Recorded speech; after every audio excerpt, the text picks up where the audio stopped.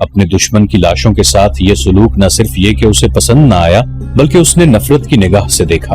अबू सुफियान को देखकर खालिद ने अपने घोड़े को एड़ लगाई और अबू सुफियान के पास जा घोड़ा रोका। अबू सुफियान, खालिद ने गुस्से और हकारत के मिले जुले लहजे में कहा, क्या तुम अपनी बीवी और इन औरतों की इस वहशियाना हरकत को पसंद कर रहे हो?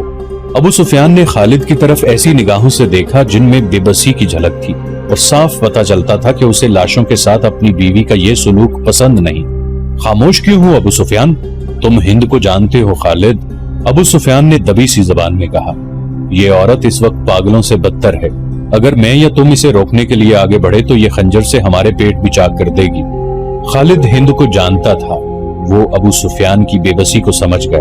अबू सुफियान ने सर झुकाया, घोड़े की लगाम को झटका दिया और मुंह फेर कर दूसरी तरफ चल पड़ा। खालिद भी इस मंजर को बर्दाश्त न कर सका। जब हिंद हमजा रज़ियल्लाहु अन्हु की लाश का कलेजा चबाकर उगल चुकी तो उसने पीछे देखा। उसके पीछे जुबैर बिन मुताम का गुलाम वहशी बिन हरब खड़ा था। उसके हाथ में अफ्रीका की बनी हुई वही बर्छी थी जिससे उसने हमजा रज़ियल्लाहु अन्हु को शहीद किया था। यहाँ क्या कर रहे हो बिन हरब? हिंद ने तहक्कुमाना लहजे में उससे कहा, जाओ और मुसलमानों की लाशों के टुकड़े कर दो। वहशी बिन हरब बोलता बहुत कम था।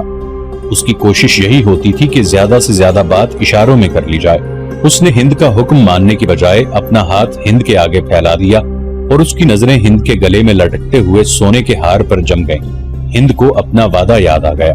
उसने वहशी से कहा था कि तुम मेरे बाप, चचा और बेटे के कातिल को कत्ल कर दो तो मैंने जितने जेवरात पहन रखे हैं वो तुम्हारे होंगे। और वहशी अपना इनाम लेने आया था। हिंद ने अपने तमाम जेवरात उतार कर वहशी बिन हरब के फैले हुए हाथ पर रख दिए। वहशी के होंठों पर मुस्कुराहट आ गई और वो वहां से चल पड़ा। हिंद पर उस वक्त फतह और इंतकाम का भूत सवार था। ठहर जाओ बिन हरब, हिंद ने जोशीली आवाज में उस हबशी को बुलाया। वो जब उसके पास गया तो हिंद ने कहा, मैंने तुम्हें कहा था कि मेरा कलेजा ठंडा कर दो तो तुम्हें अपने जेवरात दूंगी, लेकिन तुम इससे ज्यादा इनाम के हकदार हो।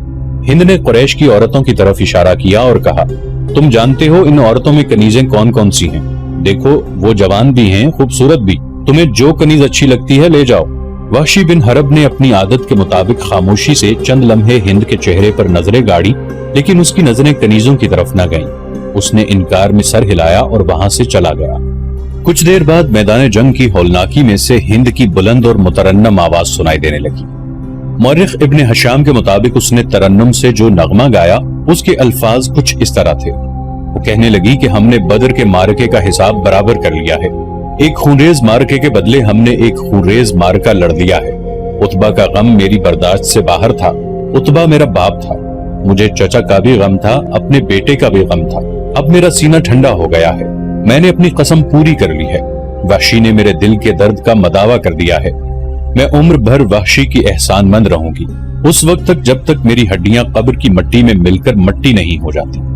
अबू सुफियान इस भयानक मंजर को बर्दाश्त न कर सका था। वो पहले ही मुंह फेर कर जा चुका था। उसने अपने दो साथियों से कहा कि उसे यकीन नहीं आ रहा कि मोहम्मद सल्लल्लाहु अलैहि वसल्लम जिंदा है। खालिद ने दूर से किसी और को देखकर समझ लिया होगा कि वो मोहम्मद हैं। किसी ने अबू सुफियान से कहा।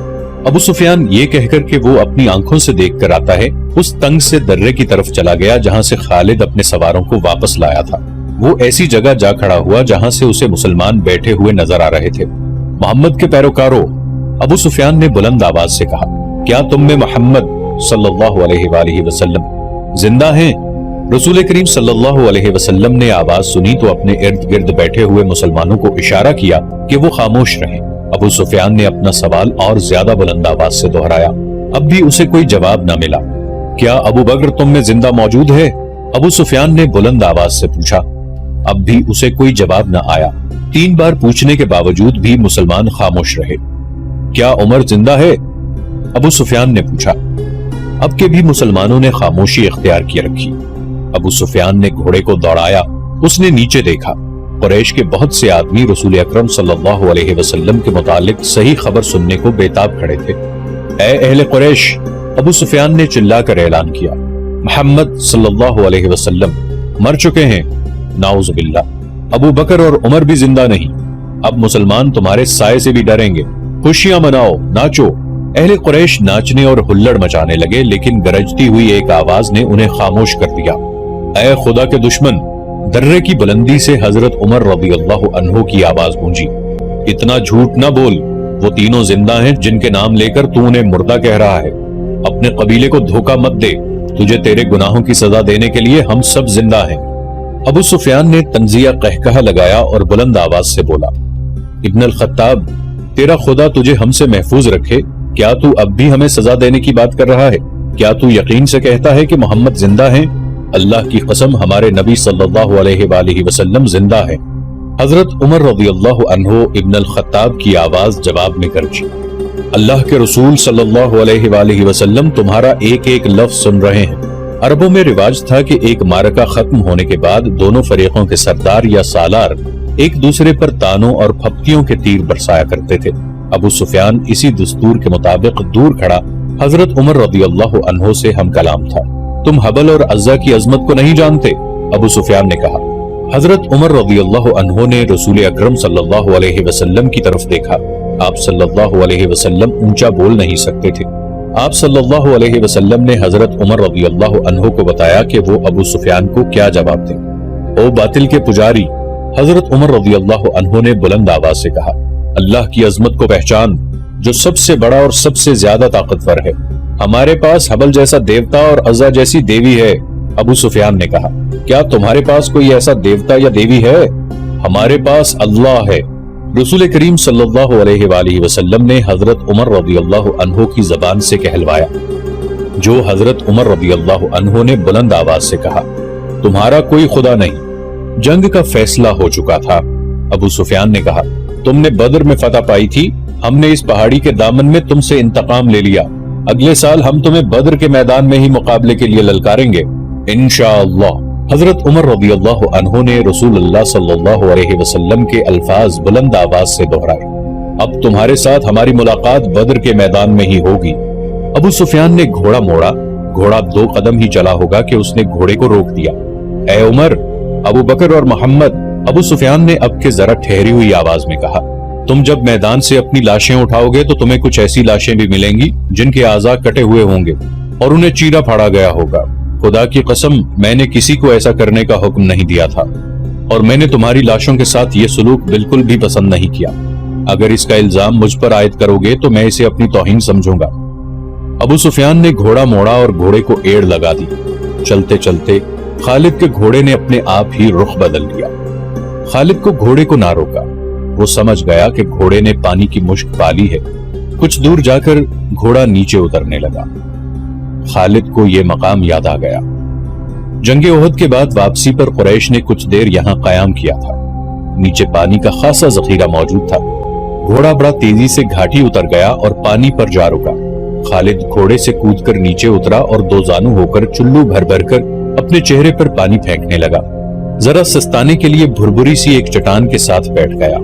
اسے وہ وقت یاد آیا جب احد کے معرکے کے بعد اہل قریش واپس آئے تھے۔ انہوں نے مدینہ سے کچھ دور آ کر قیام کیا تھا۔ اس قیام کے دوران قریش کے سردار اس بحث میں الجھ گئے تھے کہ واپس مکہ پہنچا جائے یا مسلمانوں پر ایک اور حملہ کیا جائے۔ صفوان بن امیہ نے کہا تھا، ہم شکست کھا کر نہیں آئے۔ اگر تم یہ سمجھتے ہو کہ مسلمانوں کی حالت بہت بری ہے تو اپنی حالت دیکھو، ہماری حالت بھی اچھی نہیں ہے۔ اب مسلمانوں کے ساتھ اتنی جلدی لڑنے کا خطرہ مول نہیں لینا چاہیے، ہو سکتا ہے قسمت ہمارا ساتھ نہ دے۔ جب یہ بحث جاری تھی تو قریش کے کچھ آدمی 2 مسافروں کو پکڑ کر سرداروں کے سامنے لے آئے۔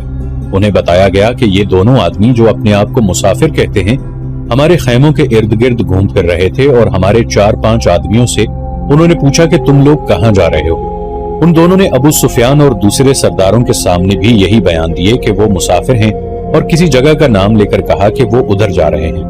ابو سفیان کے حکم سے ان کے پھٹے پرانے کپڑے جو انہوں نے پہن رکھے تھے اتروائے گئے تو اندر سے خنجر اور تلواریں برآمد ہوئیں۔ ان سے پوچھا گیا کہ تم نے یہ ہتھیار چھپا کر کیوں رکھے تھے؟ خالد کی نظر بہت تیز تھی، اسے شک ہوا کہ یہ مسلمانوں کے جاسوس ہیں۔ ان دونوں کو قریش کی فوج کے سامنے کھڑا کر دیا گیا اور پوچھا گیا کہ انہیں کوئی پہچانتا ہے؟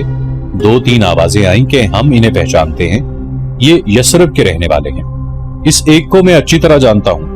قریش کے آدمی نے اٹھ کر کہا، اسے میں نے اپنے خلاف لڑتے ہوئے دیکھا تھا، تم اپنی زبان سے کہہ دو کہ تم محمد کے جاسوس ہو۔ ابو سفیان نے ان دونوں سے کہا، اور جاؤ میں تمہاری جان بخشی کرتا ہوں۔ دونوں میں سے ایک نے اعتراف کر لیا، جاؤ۔ ابو سفیان نے کہا، ہم نے تمہیں معاف کیا، دونوں جو واقعی مسلمانوں کے بھیجے ہوئے جاسوس تھے اور قریش کے عزائم معلوم کرنے آئے تھے، ہنسی خوشی اپنے اونٹوں کی طرف چل پڑے۔ ابو سفیان کے اشارے پر کئی ایک تیر اندازوں نے کمانوں میں تیر ڈالے اور پیچھے سے ان دونوں مسلمانوں پر چلا دیے۔ دونوں کئی تیر اپنے جسم میں لے کر گرے، پھر اٹھ نہ سکے۔ کیا تم اس کا مطلب سمجھتے ہو؟ ابو سفیان نے اپنے قریب کھڑے سرداروں سے کہا۔ جاسوس بھیجنے کا مطلب یہ ہے کہ مسلمان ہارے نہیں، وہ ابھی یا کچھ عرصے کے بعد ہم پر حملہ کرنے کا ارادہ رکھتے ہیں۔ فوراً مکہ کو کوچ کرو اور اگلی جنگ کی تیاری کرو۔ اگلے روز رسول اکرم صلی اللہ علیہ وآلہ وسلم کو کسی نے آ کر بتایا کہ اہل قریش نے جہاں پڑاؤ کیا تھا وہاں اپنے دونوں جاسوسوں کی لاشیں پڑی ہوئی ہیں اور اہل قریش مکہ کو روانہ ہو گئے ہیں۔ خالد نے یہ پہلی جنگ لڑی، لیکن وہ سمجھتا تھا کہ وہ مسلمانوں کو شکست نہیں دے سکا ہے۔ آج 4 برس بعد وہ اس سوچ میں غرق تھا کہ مسلمانوں کی یہ طاقت عام انسانوں کی طاقت نہیں تھی، کوئی راز ہے کہ جسے وہ ابھی تک پا نہیں سکا۔ اسے اہل قریش کی کچھ خامیاں یاد آنے لگی، کچھ باتیں اور کچھ اعمال اسے اچھے نہیں لگ رہے تھے۔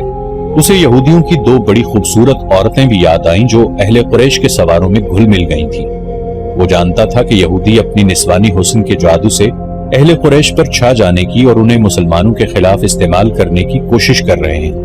یہ طریقہ اسے پسند نہ تھا، لیکن ان میں سے ایک عورت ایک روز خالد سے ملی تو خالد نے محسوس کیا کہ یہ عورت جو کچھ کہہ رہی ہے اس میں عقل و دانش ہے۔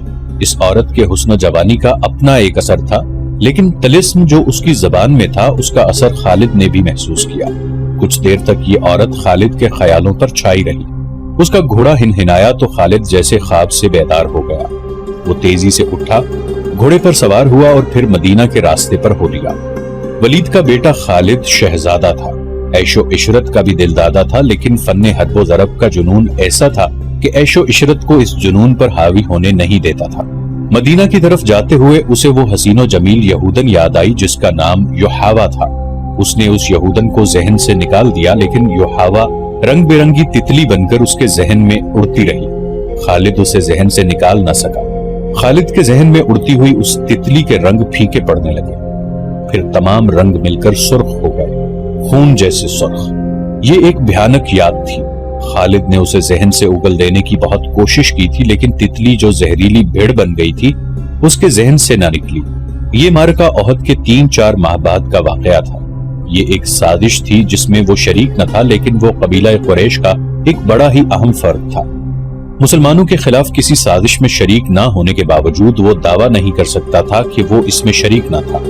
معرکہ احد میں زخمی ہونے والے بعض اہل قریش کے زخم ابھی ٹھیک نہیں ہوئے تھے کہ ایک روز خالد کو خبر ملی کہ مدینہ سے 6 مسلمان تبلیغ اسلام کے لیے رجی کی طرف جا رہے تھے، کہ عفان سے تھوڑی دور ایک غیر مسلم قبیلے نے انہیں روک لیا اور ان میں سے 2 کو مکہ لایا گیا ہے اور انہیں نیلام کیا جا رہا ہے۔ خالد دوڑتا ہوا وہاں گیا۔ وہ 2 مسلمان خبیب رضی اللہ عنہ بن عدی اور زید رضی اللہ عنہ بن دثنہ تھے۔ خالد دونوں کو جانتا پہچانتا تھا، وہ اسی کے قبیلے کے افراد ہوا کرتے تھے۔ انہوں نے اسلام قبول کر لیا تھا۔ ان میں حب رسول صلی اللہ علیہ وآلہ وسلم کا یہ عالم تھا کہ رسول خدا صلی اللہ علیہ وآلہ وسلم پر جانیں قربان کرنے کو تیار رہتے تھے۔ رسول خدا صلی اللہ علیہ وآلہ وسلم انہیں بہت عزیز رکھتے تھے۔ خالد نے دیکھا کہ انہیں ایک چبوترے پر کھڑا کر دیا گیا تھا اور ارد گرد اہل قریش کا ہجوم تھا۔ ایک غیر مسلم قبیلے کے 4 افراد ان کے پاس کھڑے تھے، دونوں کے ہاتھ رسیوں سے بندھے ہوئے تھے۔ یہ دونوں مسلمان ہیں۔ ایک آدمی چبوترے پر کھڑا اعلان کر رہا تھا، یہ دونوں احد میں تمہارے خلاف لڑے تھے، ان کے ہاتھوں تمہارے عزیز اور خون کے رشتہ دار مارے گئے تھے۔ ہے کوئی جو انتقام کی آگ بجھانا چاہتا ہے؟ انہیں خریدو، انہیں اپنے ہاتھوں قتل کرو اور خون کے بدلے خون بہاؤ۔ یہ آدمی سب سے اونچی بولی دینے والے کو ملیں گے۔ بولو 2 گھوڑے، ایک آواز آئی۔ بولو، بڑھ کر بولو، 2 گھوڑے 1 اونٹ، ایک اور آواز آئی۔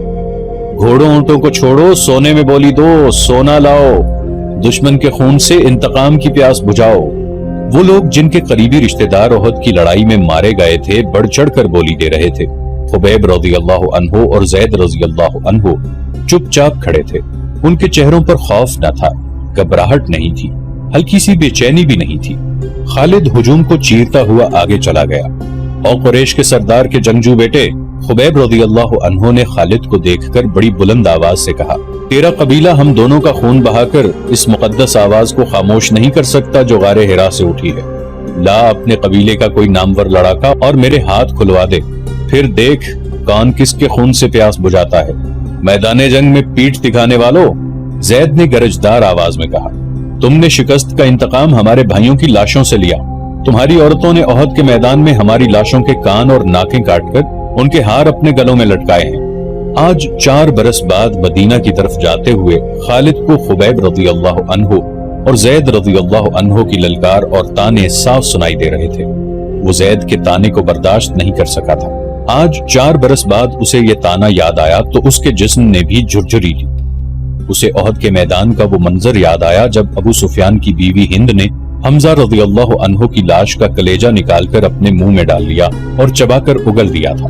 اسی عورت نے اپنے ساتھ کی عورتوں سے کہا تھا کہ وہ مسلمانوں کی لاشوں کے کان اور ناکیں کاٹ کر لائیں۔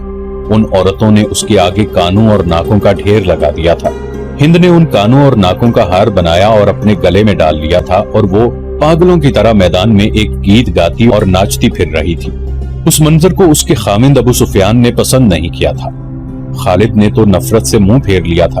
3-4 ماہ بعد 2 مسلمان جن کے ہاتھ رسیوں سے بندھے ہوئے تھے اسے تانے دے رہے تھے۔ وہ اوچھے طریقے سے انتقام لینے والا آدمی نہیں تھا۔ وہ یہاں سے کھسک آیا اور اہل قریش کے ہجوم میں گم ہو گیا۔ اسے اس قبیلے کا ایک آدمی مل گیا جو ان 2 مسلمانوں کو پکڑ لایا تھا۔ کسی بھی تاریخ میں اس قبیلے کا نام نہیں ہے۔ مورخوں نے بھی شام کے حوالے سے ایک جنگجو قبیلہ لکھا ہے جو قریش کا اتحادی تھا۔ خالد نے اس جنگجو قبیلے کے اس آدمی سے پوچھا کہ ان 2 مسلمانوں کو کس طرح پکڑا گیا۔ خدا کی قسم، اس آدمی نے کہا، کہو تو ہم ان مسلمانوں کے رسول کو پکڑ لائیں اور نیلامی کے چبوترے پر کھڑا کر دیں۔ تم جو کام نہیں کر سکتے اس کی قسم نہ کھاؤ۔ خالد نے کہا، مجھے یہ بتاؤ کہ ان 2 کو کہاں سے پکڑا گیا ہے؟ یہ 6 تھے، اس شخص نے جواب دیا۔ ہم نے احد میں مارے جانے والوں کا انتقام لیا ہے، آئندہ بھی ایسے ہی انتقام لیتے رہیں گے۔ ہمارے قبیلے کے کچھ آدمی مدینہ میں محمد کے پاس گئے اور کہا کہ وہ اسلام قبول کرنے آئے ہیں۔ انہوں نے یہ بھی کہا کہ ان کا پورا قبیلہ اسلام قبول کرنے کا ارادہ کر چکا ہے، لیکن پورا قبیلہ مدینہ نہیں آ سکتا۔ ہمارے ان آدمیوں نے محمد سے کہا کہ ان کے ساتھ چند ایک مسلمانوں کو ان کے قبیلے میں بھیجا جائے جو پورے قبیلے کو مسلمان کرے اور پھر قبیلے کو مذہبی تعلیم دینے کے لیے کچھ عرصہ وہیں رہے۔ ہمارے آدمی جب واپس آئے تو ان کے ساتھ 6 مسلمان تھے۔ ادھر ہمارے سردار شارجہ بن مغیث نے 100 آدمیوں کو رجی کے مقام پر بھیج دیا۔ جب یہ 6 مسلمان رجی پہنچے تو ہمارے 100 آدمیوں نے انہیں گھیر لیا۔ تم سن کر حیران ہوگے کہ یہ 6 مسلمان تلواریں نکال کر 100 آدمیوں سے مقابلے پر آ گئے۔ ہم نے 3 کو مار ڈالا اور 3 کو پکڑ لیا، ان کے ہاتھ رسیوں سے باندھ دیے۔ شارجہ بن مغیث نے حکم دیا تھا کہ مدینہ سے کچھ مسلمان تمہارے دھوکے میں آ کر تمہارے ساتھ آ گئے تو ان میں سے 2-3 کو مکہ لے جانا اور انتقام لینے والوں کے ہاتھوں فروخت کر دینا۔ ہم 3 کو ادھر لا رہے تھے، راستے میں ان میں سے ایک نے رسیوں میں سے ہاتھ نکال لیے، مگر وہ بھاگا نہیں۔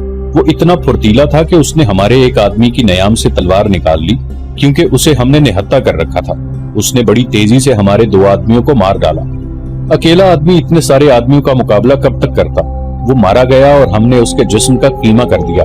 یہ 2 رہ گئے، ہم نے ان کے ہاتھ اور زیادہ مضبوطی سے باندھ دیے اور یہاں لے آئے۔ اور تم خوش ہو؟ خالد نے اسے تنزیہ کہا۔ محمد صلی اللہ علیہ وآلہ وسلم کیا کہیں گے؟ اہل قریش اور ان کے دوست قبیلے اتنے بزدل ہو گئے ہیں کہ اب دھوکہ دینے اور 6 آدمیوں کو 100 سے مروانے پر اتر آئے ہیں۔ کیا تم نے مجھے یہ بات سناتے شرم محسوس نہیں کی؟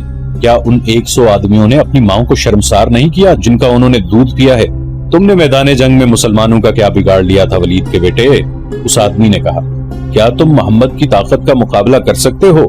بدر میں 1000 قریش 313 مسلمانوں سے مار کھائے تھے۔ احد کی لڑائی میں محمد کے پیروکار کتنی تعداد میں تھے؟ 700 سے کم ہوں گے، زیادہ نہیں۔ قریش کتنے تھے؟ ہزاروں۔ سن خالد بن ولید، محمد کے ہاتھ میں جادو ہے، جہاں جادو چلتا ہے وہاں تلوار نہیں چل سکتی۔ پھر تمہاری تلوار کس طرح چل گئی؟ خالد نے پوچھا۔ اگر محمد کے ہاتھ میں جادو ہے تو وہ تمہارے سردار شارجہ بن مغیث کے دھوکے میں کس طرح آ گیا؟ اس کے 4 آدمیوں کو کس طرح مار ڈالا؟ ان 2 کو محمد کا جادو آزاد کیوں نہیں کرا دیتا؟ تم جس چیز کا مقابلہ کرنے کی جرت نہیں رکھتے اسے جادو کہہ دیتے ہو۔ ہم نے جادو کو جادو سے کاٹا ہے۔ شارجہ بن مغیث کے قبیلے کے آدمی نے کہا، ہمارے پاس یہودی جادوگر آئے تھے، ان کے ساتھ 3 جادوگرنیاں بھی تھیں، ان میں سے ایک کا نام یوحاوا ہے۔ ہم نے اپنی آنکھوں سے دیکھا ہے، ایک گھنی جھاڑی میں سے ایک برچھی زمین سے سرکتی ہوئی باہر آئی، یہ برچھی جھاڑی میں واپس چلی گئی اور سانپ بن کر واپس آئی۔ یہ سانپ واپس جھاڑی میں چلا گیا۔ مدینہ کی طرف جاتے ہوئے اسے یہ واقعہ یاد آ رہا تھا۔ وہ اسے یاد نہیں کرنا چاہتا تھا، لیکن زہریلی بھیڑوں کی طرح یہ یاد اس کے اوپر بھن بھناتی رہی۔